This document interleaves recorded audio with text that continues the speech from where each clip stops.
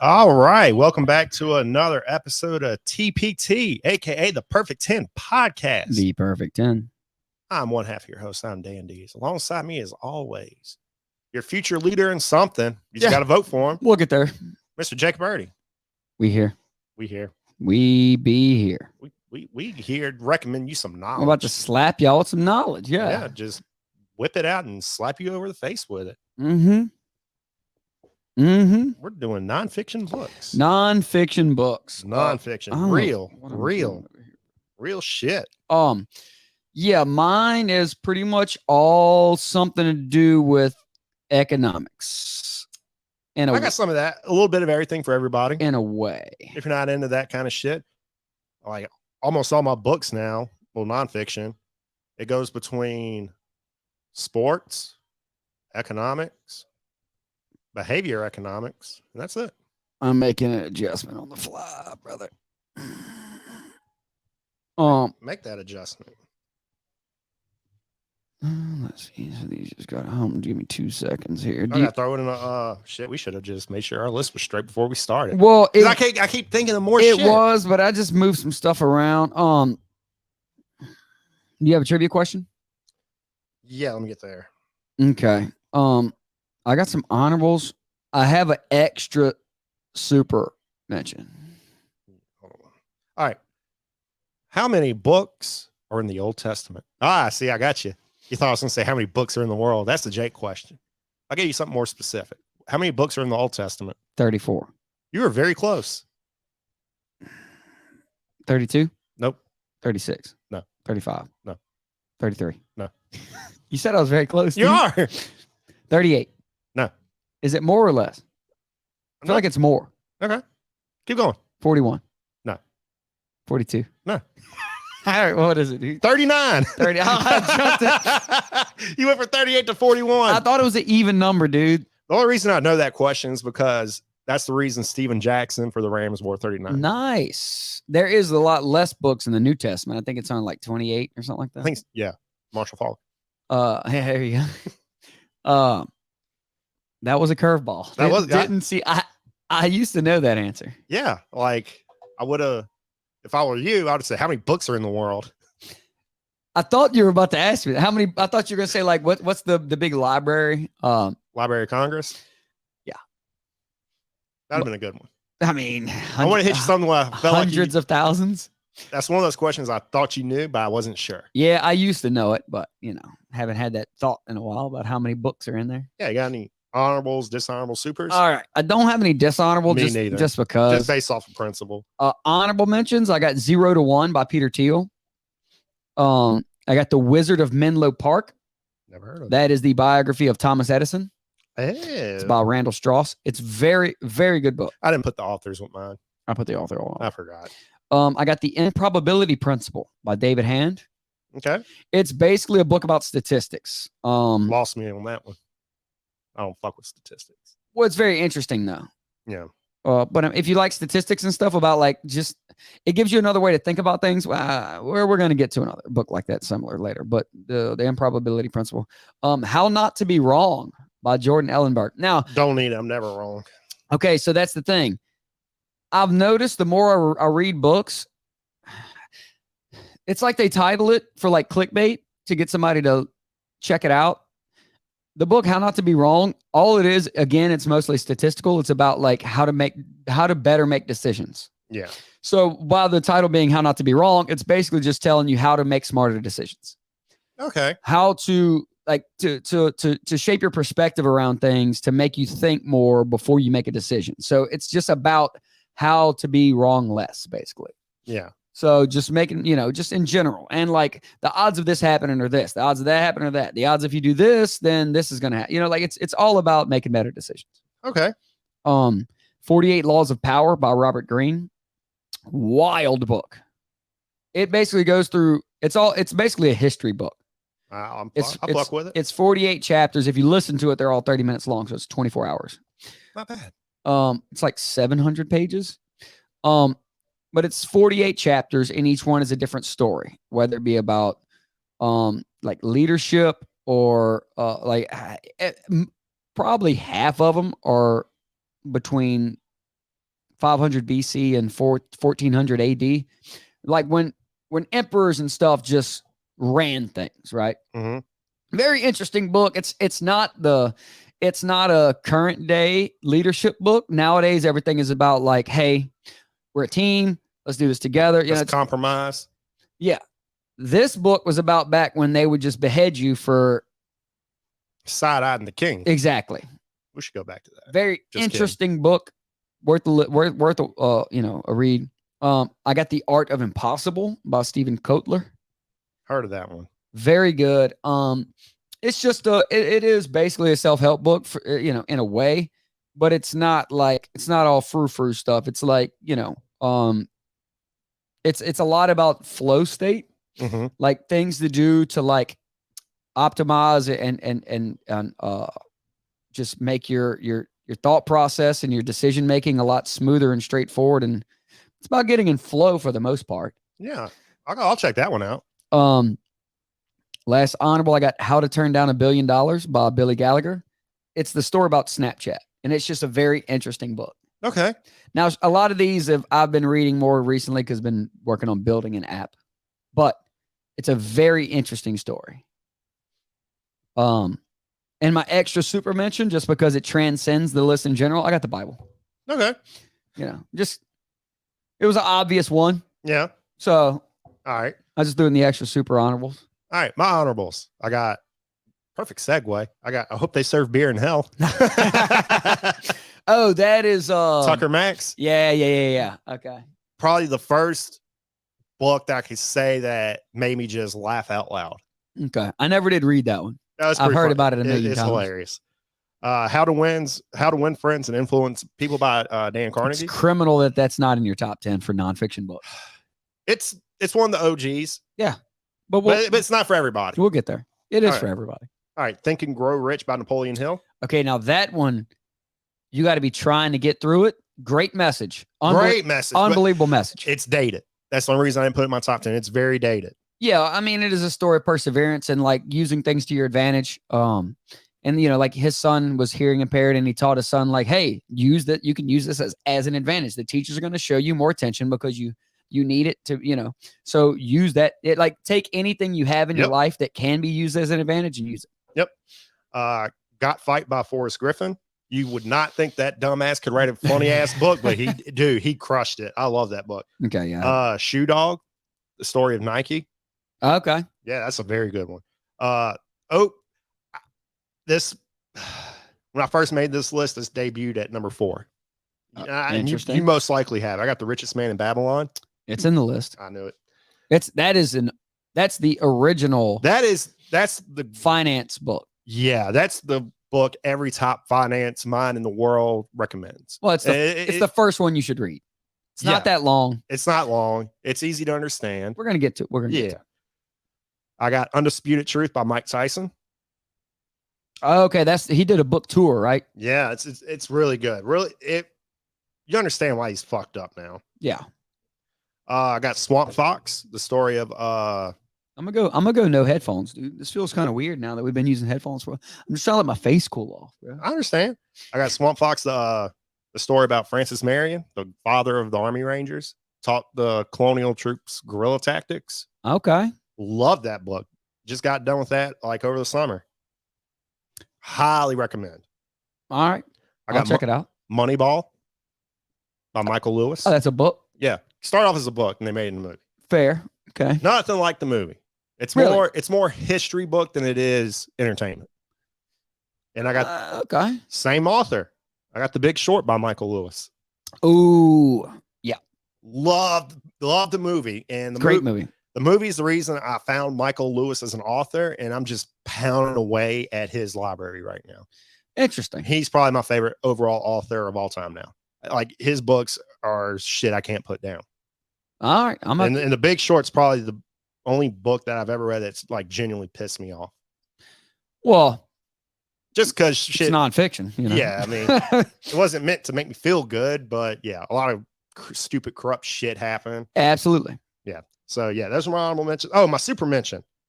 I got Uncle John Bathroom Readers. Ah, classic, dude. Yeah. Oh man, It's not a real book. It's just something to pass the time while you dropping it's not bombs. necessarily nonfiction either. Yeah. It's like jokes and stuff. No. It's just fun facts and shit. Well, fun facts. Yeah, true. Okay. That's probably why I know so much fucking trivia. Yeah, well, I mean, that's a good place to start, no doubt. Yeah. So yeah, that's my honorable super mention. Take it away. You're 1098. All right. My number 10 spot. A lot of these aren't going to be for everybody. Actually, pretty much all of mine are for leaders or like anybody that's in some sort of leadership position, whether you're head of some company or a team or just trying to learn things in general. I'm about to pull you. Take these headphones off. Yeah, I mean, it feels weird now. Oh God, it feels way weird. It really does. I have no idea what we sound like right now. Me neither, but hey. But we did this for so long without headphones. Like we're spoiled now with the headphones. First, take a break for a So my number 10 spot. If you don't like reality, which I mean, if you don't like reality, don't listen to this list. This is nonfiction books. What are you doing here? It's like getting mad. Get out of here. It's like when you get mad at us when we post a movie list. You get mad about spoilers. Right. Exactly. That's your fault. So my number 10 spot, I got Basic Economics by Thomas Sowell. Didn't think of that one. I mean, sure, it's somewhat like a textbook. It's not, but it kind of is. It's like the Blank for Dummies books. Yeah, they're kind of like a textbook, but there are those books, that book series for the For Dummies library are actually really good books. They're very good. When you try Stock to pick up on Market for Dummies, great place to start. Yeah, Personal Finance for Dummies, also a great start. But Basic Economics. Yeah, that's a great one. It is. I mean, if you just want a basic grasp on how the economy works, read it. Please do. Or even if you've been studying it for a long time, it's a good refresher. Like it breaks everything down like, so simply. And you say it's not a textbook, but I feel like every high school in America should have this as a curriculum. Should, absolutely. Oh yeah, absolutely. But they just don't be teaching stuff you actually need in high school. Oh, that's hardcore truth. So that's the 10 spot. My number 9 spot. This one is for a lot, especially it's very valuable these days, which I feel like anybody these days is going to either read it or listen to it and not even actually listen to it. I got The Millionaire Next Door. Fucking didn't think of that. By Thomas Stanley. Yes. Love Millionaire Next Door. It gives you what real money is about. It's not like these days Ferraris, right? Hellcats. It's about how people get rich and stay rich and build wealth. And like, they're not out there. They're not trying to flex on everybody. Right. An example of that is when Mark Cuban said, like, I should be in that book. Because if you look at me and look at all the other NBA owners, I'm not sitting in luxury suites. I'm sitting. He's wearing a t-shirt and jeans. I'm wearing a t-shirt and jeans. Everybody else is wearing like these fancy suits. Yeah. And he's probably the most successful NBA owner. Yeah. Yeah. He's got to be top 5 for sure. Yeah. But yeah, the Millionaire Next Door, it'll give you a true perspective on what real money should be like. Yeah. I can't believe I didn't think of that one. Shit. My number 8 spot. That and well, you probably have it. We'll get to that later. Secrets of the Millionaire Mind. No, they don't. They kind of go hand in hand, but yeah, I've never read that one. Okay. My number 8 spot. The Richest Man in Babylon. You had it in honorable mentions. Love that book. It's the OG. It's the OG. It's the GOAT. Now the actual physical reading of it, it's written in like old English. But like, you gotta get a translated version. The first, like an updated. The first third of it, great. The last third of it, great. The middle third, it's a little fluff in there, but it's all very good lessons. It's all very good lessons. Very, very good. That still hold up to this day. Kind of talks about the origin of the fractional reserve banking system. But yeah, just great book. Richest Man in Babylon, my 8th spot. Of all the books here that we're listing, that's probably the main one you should pick up. Yeah, well, it's like it gives you the first peek at what like your personal finance structure. Yeah, like it gives you an idea of like, oh wow, I could do that, and that would work really well. I would do a lot better. Like it gives you some things, some actual solid foundation to start from. No matter what you're making, you could be making pennies. Yeah, you know. So that's your 1098. 1098. All right, my number 10. I'm not too big into self-help books, but this is probably in my top 2 because I got another one coming up. I got The Subtle Art of Not Giving a Fuck. Okay, I've seen people reading that one and whatnot. I never read it. It's not the lesson of the book. I don't want to spoil it for anybody. It's not what the title says.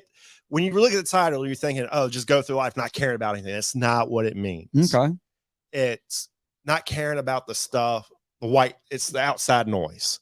Gotcha. It teaches you how to ignore all that shit. Okay. It's a very good one. Number 9. One of my favorite stand-up comedians wrote this, and to this day, it's still one of the funniest books I've ever read. And it's about his life. It's How to Talk Dirty and Influence People by Lenny Bruce. Lenny Bruce.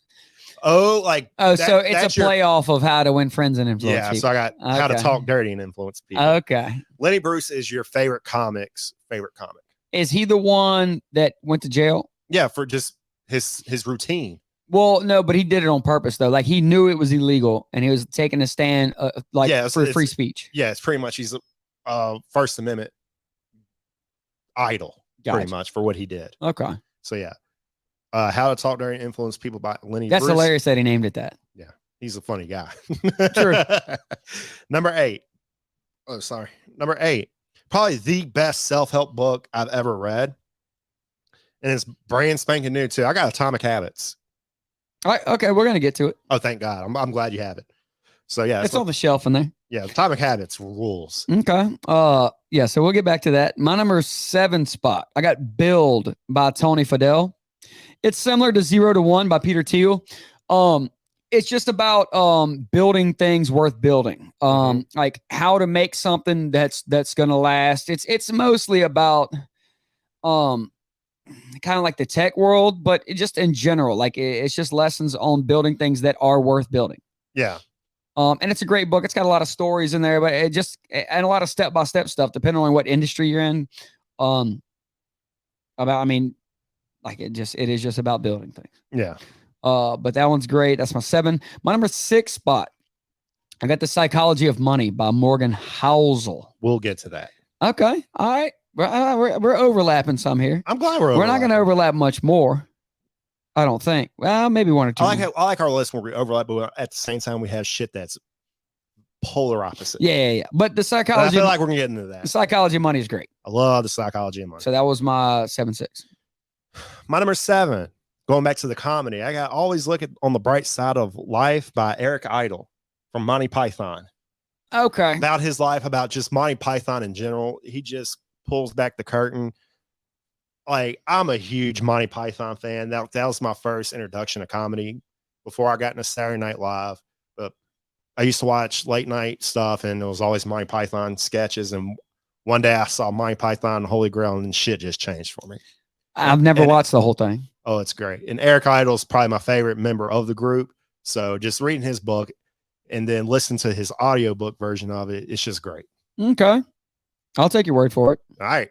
So that was my number 7. Number 6. Got to throw a book about a president in there. Got to. Everybody says Ulysses is the best presidential book of all time. I disagree. I got Thomas Jefferson, The Art of Power. Okay. 100% the best autobiography I've ever read. So he wrote it. No, not biography. Oh, okay. I got confused there. Where'd he get all the pens and papers? Well, actually, it's the second best biography. The number 1 biography is coming up.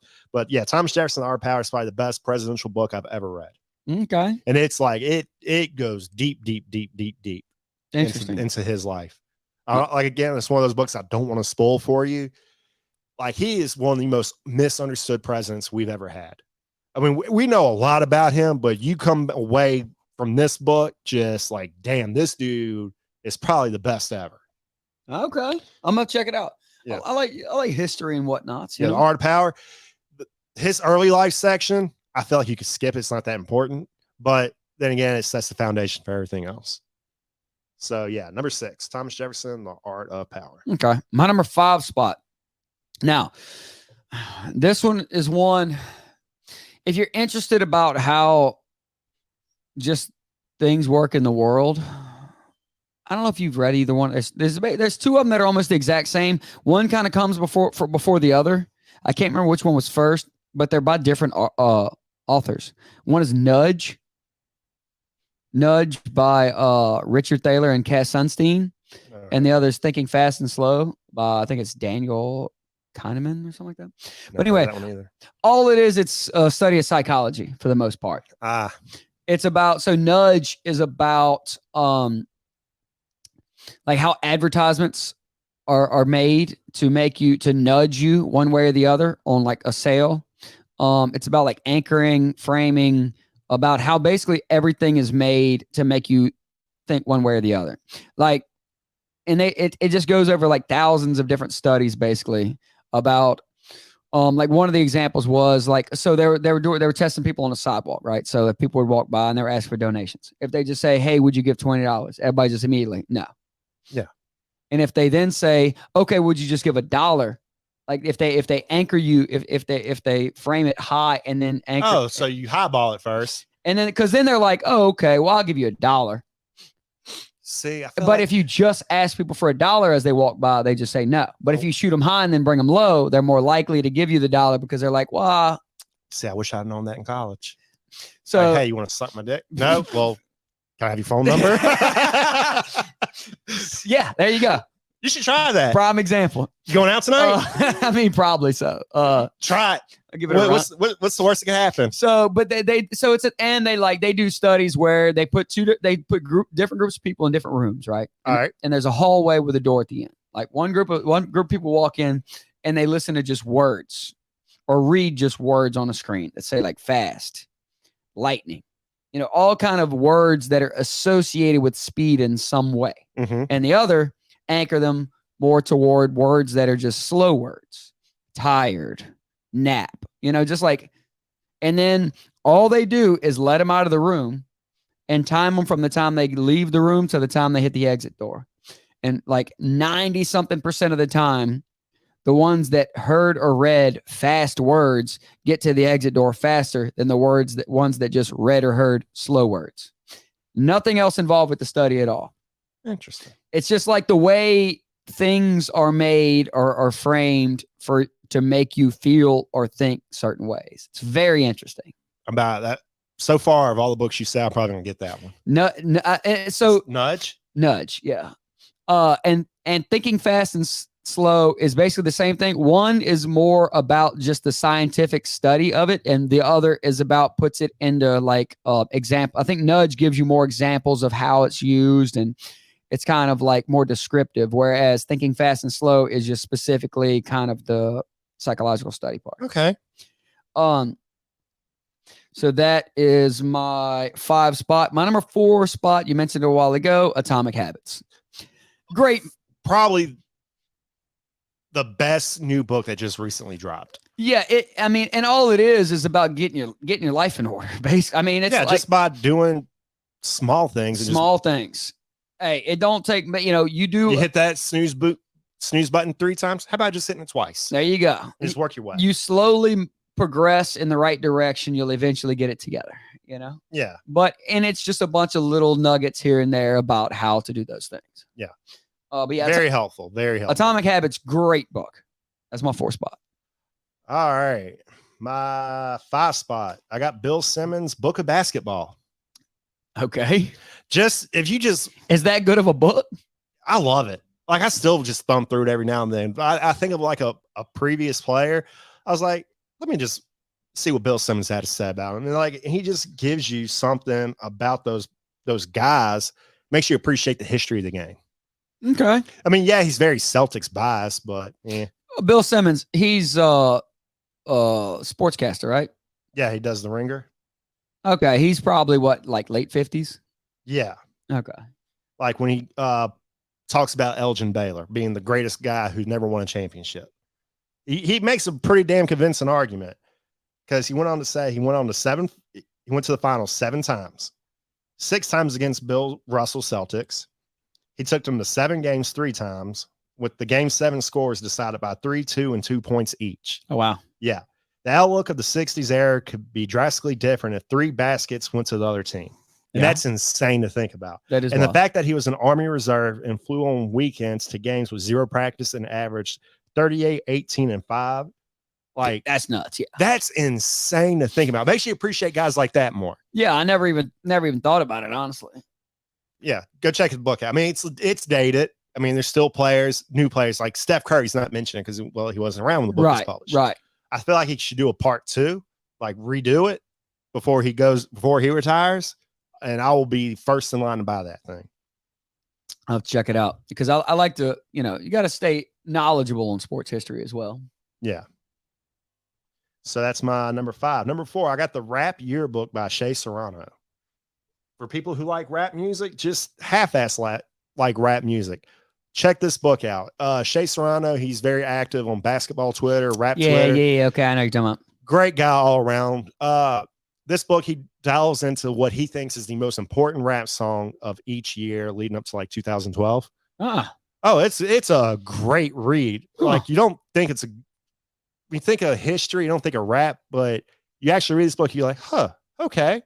It really does tell the story of rap one song at a time. Well, and rap used to have more of a voice. Yes. Now it's just mumbled nonsense. And he gets into that. Okay. So yeah, Rap Yearbook by Shea Serrano. All right. That was your 4? Yeah. My number 3 spot. This one is especially helpful, or if you are in any sort of business leadership position. The Hard Thing About Hard Things by Ben Horowitz. So he's heard of it. So Ben Horowitz is one of the co-founders of Andreessen Horowitz, is a big venture capitalist firm. Mm-hmm. But Ben Horowitz, he was kind of like a serial entrepreneur. He started a bunch of businesses. And he was like what they call a wartime CEO. There's wartime, peacetime. Very few people do both well. Some people are very good at peacetime CEO. Some are good at wartime, whatever, All right. And that just means whenever shit's going bad, you need somebody that's going to get in there and straighten it out. So Ben Horowitz was this guy. So it's the hard thing about hard things. If you're, like I say, if you're any sort of business leadership position, it basically takes you through sometimes a lot of times stuff just sucks, and somebody has to be the leader to step in and get it all straightened out. So it takes you through. It's mostly based around tech type stuff, but a company is a company. Yeah. Whether it's a tech company, whether it's decisions that have to be made. So, oh, for sure. Sometimes you got to lay people off, cut it. If the economy's going bad, sometimes you got to cut back on hours. You can only do what you can do to stay in business, but it takes you through all kind of different business decisions. Just an example, a bunch of examples, honestly, of things going wrong, problem solving, getting it figured out, getting things back on track. It's the hard thing about hard things. Okay. Great book. All right. So that was your number 3? That's my 3. Number 3, Michael Lewis is making another appearance. His first book, I got Liar's Poker. It's his journey through Wall Street in the 80s when he was working at Solomon Brothers. Okay. Oh my God, that shit's so good. I finished that book in 3 days. If it wasn't for my job getting in the way and having to do some bureaucratic bullshit for the Louisiana Department of Education, I had to finish that shit on Monday. But I had it divided up. But oh my God, it's so damn good. Okay. I highly recommend it to everybody who just wants to see what really goes on in Wall Street during that time, back when it was who was the guy, Jordan Belfort, before he came up, like the culture of Wall Street at the time. Right. Yeah. Yeah. Man, that shit's so good. Very interesting. I'm going to check that out. Please read that book. That was your 3? That was my 3. My number 2, I got a feeling we're about to overlap. I doubt it. Think so? I think so. So I think you forgot about one. What you got? Because if you already mentioned The Richest Man in Babylon. Fuck, I forgot about Rich Dad, Poor Dad. Rich Dad, Poor Dad by Robert Kiyosaki in a 2 spot. Dude, Rich Dad, Poor Dad, one of the on the Mount Rushmore finance books. You go read Richest Man in Babylon. That was analysis by paralysis by me. And it's cut from the same cloth. And then immediately go read Rich Dad, Poor Dad right after it. Rich Dad, Poor Dad is the basis of any business knowledge, basically, as far as life knowledge in general. Well, more business than just personal finance, because it is based around kind of showing you the advantages of starting a business and like kind of the beginning steps of how to run things yourself. And Robert Kiyosaki has 7 other books in his tree, or even more. Financial IQ or whatever. And then Garrett Sutton is his attorney, and he has Loopholes of Real Estate, Start Your Own Corporation, all those, all business books. But yeah, Rich Dad, Poor Dad by Robert Kiyosaki. Like I said, pretty much all of mine are based around business or psychology in some way, but you have to read it. And now, don't get me wrong, if you don't like business, first off, now that I think about it, if you read nonfiction books other than biographies and autobiographies, it's all finance or business. And it's great though. Yeah. I don't even know what other kind of books you could read that are nonfiction, unless it's biographies or autobiographies. You know. But yeah, Rich Dad Poor Dad. If you haven't read it, get on it. All right, my number 2. One of my new heroes that I just started reading about. It took me a long time to finish this book because it's thick as hell. It's about as thick as my head, and I have a pretty big ass head. Yeah. I got The Snowball, Warren Buffett and the Business of Life. Okay. Just the book about Warren Buffett. Like, that dude's just I prefer one of the greatest people of all time, in my opinion. Oh, there's another one about Warren Buffett that's really good. Oh man. It's his hold on, I have a whole nother biography on Warren Buffett, dude. Yours is Mine was just the most recommended one about him, so that's the one I oh read. wait. It might be The Snowball. It walks you all the way through from when he started selling stock tickets when he was like 7 years old or some nonsense, and walks you through when he bought. That's Snowball. Oh, wait, hold on. Well, that didn't show up in my dang library. Hold on, let's see. But I mean, there is a handful from my old phone that never did come across. Okay, it's clearly It's a hell of a read. It's clearly not in there because I it's would probably the longest read. Dude, I forgot about that. Dude, I got to go back and listen to it again. I don't have time to sit down and read a book. Oh, honorable mention, Poor Charlie's Almanac about his business partner, Charlie Munger. That was also pretty good. Okay. My Inventions, the autobiography of Nikola Tesla, also very good. But dang, dude. Oh, Genius, Einstein's. Ooh, just Einstein by Walter Isaacson. That was a fantastic biography. Yeah. Dude, Snowball. Yeah, that definitely is it. Because then it talks about him buying Berkshire Hathaway for like $6 or $7 a share. Goes through his whole. Yeah, that's funny. You know, kind of a corny, dumb thing about me back in the day when I used to be deep in the stock stuff when I was going to try and start my own financial advising company. Were you really? Yeah, I used to be deep in finance. Okay. I did not know that. Mailed Warren Buffett a letter.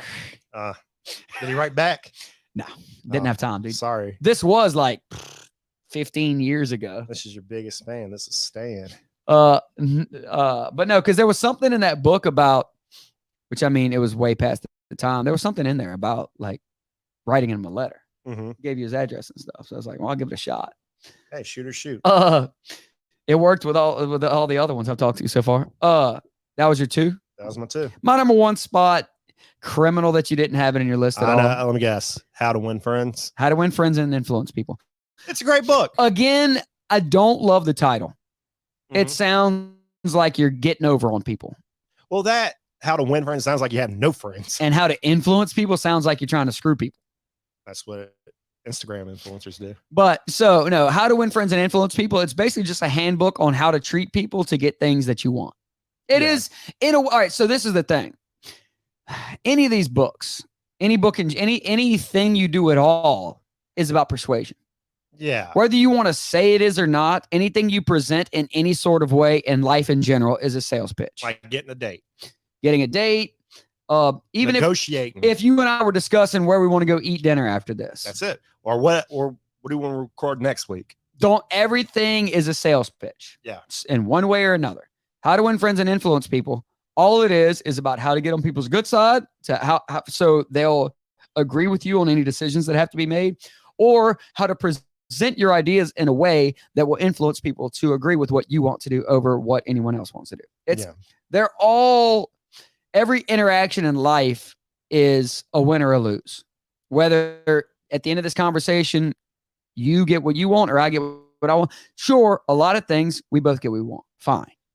But it's going to be a little bit more one way or the other, no matter how you present anything.